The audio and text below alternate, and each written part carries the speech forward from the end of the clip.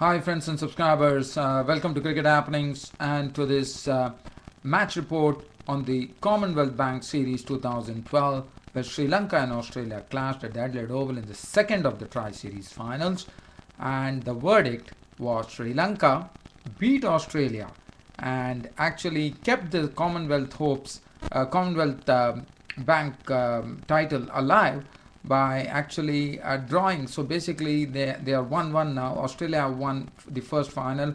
The second final was won by Sri Lanka. So now we go on to the decider, and what a day it is going to be.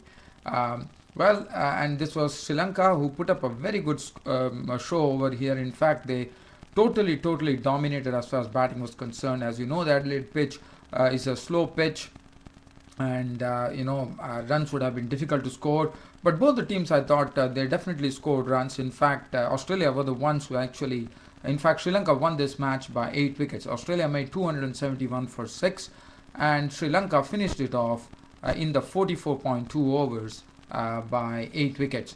And the architect of the victory was the man of the match, Dilshan, who not only did score a century, 106 of 119 balls with 10 fours, and also he also shone with the ball right away, because Mahela Jayawardene started off proceedings for Sri Lanka by actually handing the new ball to Dilshan. So Dilshan was the one who bowled the first over, and in the first over itself, in fact not in the first over, he in fact dismissed Matthew Wade. As you know, the pitch was very slow at the Adelaide Oval, and Matthew Wade was beaten. He went for the stroke. Probably the ball was a bit slow there, and Matthew Wade was beaten, and he was gone 14 of 19 balls with 2 fours. He was clean bowled. After that, David Warner was along with Shane Watson. Now, as far as Shane Watson is concerned, Shane Watson was involved in a run out, which was very unnecessary according to me, because Shane Watson made the cardinal error of looking back while he was running, because never should one really look back while taking the run. In fact, it was David Warner who pushed the ball, and Shane Watson was going to the striker's end, but Shane Watson decided to just put a glance away to see whether Faris Maroof is getting the ball.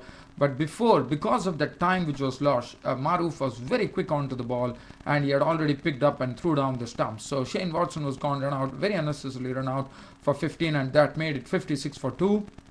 And then it was sort of a real recovery for Australia, because both of them, David Warner at one end and Michael Clarke at the other end, had to really buckle down, nurdle the runs, wait for the loose balls, and they really took their time. And today there was one thing which was seen. What Mahela Jayawardene did was a real experiment. He first had Dilshan bowling the first over, getting a wicket, and he bowled 10 overs, 1 for 40. And Lasith Malinga was not given a bowl for quite some time. In fact, Lasith Malinga finally had figures of 10 overs, 1 maiden, 3 for 40. But it was a much improved performance, and I thought Mahela Jayawardene did a good move here by actually not bringing Lasith Malinga in and bringing him only after a few overs. Now, just talking about this partnership between David Warner and Michael Clarke, what was very interesting, it was a very huge partnership which enabled Australia to score 271 for 6. It was 56 for 2 in the 16th over.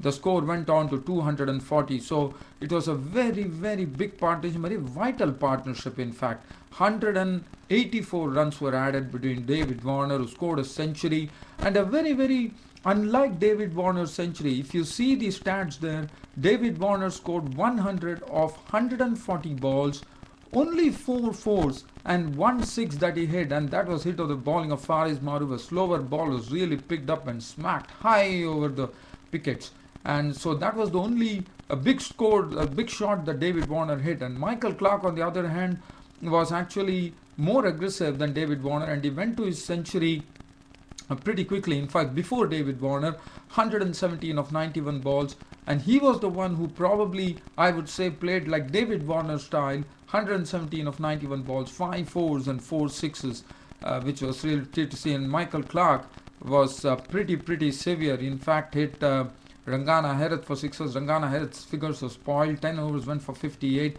Faris Maroof got a lot of tap. 10 overs, no maiden, none for 71. Kulashekara went for 57 runs. And as I said, It was David Warner and Michael Clark Stand that took the score onto 271. In the end, Malinga came and cleaned up the Hussey brothers, cleaning their stumps for 6 and 7 respectively. Daniel Krishna was not out on 4, and the score stood at 271 for 6. Now, just looking at the Sri Lankan card there, for Sri Lanka, the beginning itself was very good. It was very, very aggressive. The first 3 overs that Brett Lee and Clint McKay bowled, in fact, Tilakatne Dilshan and Jayawardene went after. In fact, Maila Jayawardene was more of a sedate partner, I would say, but Tilakatne Dilshan was really playing his strokes, and he was really spanking the ball along with Maila Jayawardene. In 3 overs, had yielded 30 runs, and after that, both of them put up the foundation to actually win this match by raising a score of 179 for the first wicket in 27.1 overs, which was absolutely fantastic. And today again it was Pattinson who didn't bowl to the right areas, even though he got 1 for 47 as to show. Xavier Doherty was very costly, none for 55. And it was that partnership which was with Dilshan flashing hard and Maila Jayawardene playing the sedate role there. And first to go was Maila Jayawardene. Maila Jayawardene was LBW by James Pattinson for 80 of 76 balls, 8 fours and 1 6. And Dilshan followed him after quite some time. Almost he had ensured that Sri Lanka is going to win the match. And Dilshan contributed 106 of 119 balls with 10 fours. And after that it was left to Kumar Sangakkara scoring a sweet little 51 of 57 balls with 5 fours. And Chandimal was not out on 17 of as many balls with 2 fours, 274 for 2, taking Sri Lanka to a victory by 8 wickets, a clinical victory by Sri Lanka in the process. And that makes their hopes alive for the decider, which is going to be played. And I reckon it should be one day after. So that is what the news is here. And just talking about the bowling figures here, Shane Watson, none for 35. Hussey, 1 over for 8 runs. Christian, none for 29. Xavier Doherty was costly. Pattinson, 147. Clint McKay, 9 overs, cost him 51 runs. Brett Lee, 8 overs, 1 made and 1 for 41. So what was good to see in this particular match, Sri Lanka definitely have kept their hopes alive now, and Australia. So basically we have the decider coming up, and what Sri Lanka has done is there was a lot of innovation. But one thing that I would like to say here before I end this broadcast about this match is that Mahela Jayawardene didn't distinguish himself very well by going down with the umpires and being fined for arguing with the umpires, when actually Fariz Maroof was bowling the over, and it was no ball was not called, but it was a ball was waist high. And after some time, the umpire said that it's a no ball, and that particular over of Maroof went for 23 runs. Jayawardene had an argument with the umpires, probably disputing it because it was called a bit late, but then it was not something that one would see a very experienced captain like Sri Lankan, a captain like Jayawardene do it. Well, so for that he has been fined for doing so, for actually breaking the spirit of the game. He has been fined. Well, that is one thing. And today we have New Zealand versus South Africa. I'm not going to cover much about that because, as I know, all my time was occupied on this particular report that I gave you.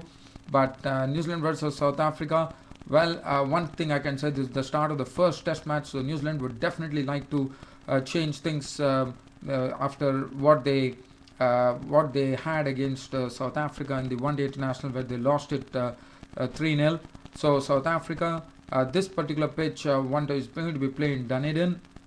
The temperatures are going to be dipping, so South Africa are not going to find it easy, but New Zealand are quite used to it with the windy conditions. There's forecast for rain too, so today is the first test match which is going to be played at Dunedin of the 3-match series. South Africa, well, what is going to be interesting is whether what has New Zealand done? Have they gone for preparing a pacey pitch, or is it going to be a pitch which is not really going to be for pace? If it is going to be for pace, then, well, South Africa have one on Philander, Dale Steyn, Mon Markel to contend with. In fact, New Zealand have one on Philander, Dale Steyn, Mon Markel to contend with. And as far as New Zealand, South Africa is concerned, they will have to contend with the likes of Doug Bracewell, Tim Southey, Trent Bolt, and Chris Martin. And as far as the debuts are concerned, Kruger Van Wyk, who actually was playing for South Africa once upon a time, is 32 years of age, and he has been named as the wicketkeeper batsman to make his debut against his place of origin, that is South Africa. So that could be interesting. But I don't have much time to dwell on anything else other than that, dear fans, friends, and subscribers.